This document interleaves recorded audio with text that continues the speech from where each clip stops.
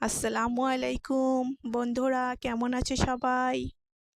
আমি আবারও ফিরে আসছি তোমাদের মাঝে গল্প শোনাতে। শেষ রাতের পদচিহ্ন, তৃতীয় পর্ব। তাছিন পুরো রাত জেগেছিল।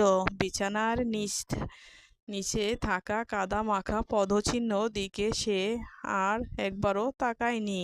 ভয় আর ঠান্ডায় ঘাম মিলিয়ে তার হাত পা অবশ হয়ে আসছিল। ফজরের আজান হইতেই পদচিহ্নগুলো ধীরে ধীরে মিলিয়ে গেল, যেন কখনোই ছিল না। পরদিন সকালে তাহসিন তার ঘরে কাউকে ঢুকতে দেয়নি। মা বলছিল, ঘরটা পরিষ্কার করবি না? তাহসিন শুধু মাথা নেড়ে বলল, না।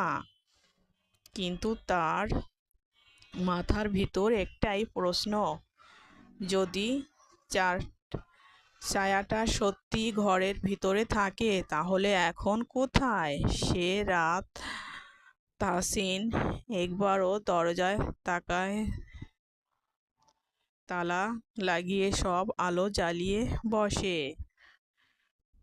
ঘড়ির কাঁটা যখন 12টায় পৌঁছায়, তখনই শুরু হলো এক অদ্ভুত টং টং শব্দ।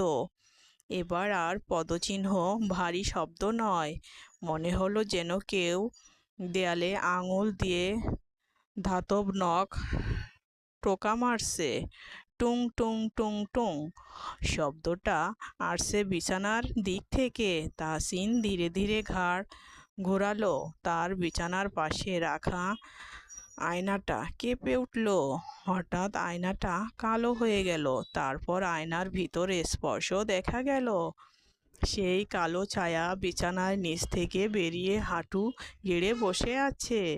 চোখ লাল, মুখে গর্তের মতো, আর লম্বা হাত মাটিতে ঠিক আছে।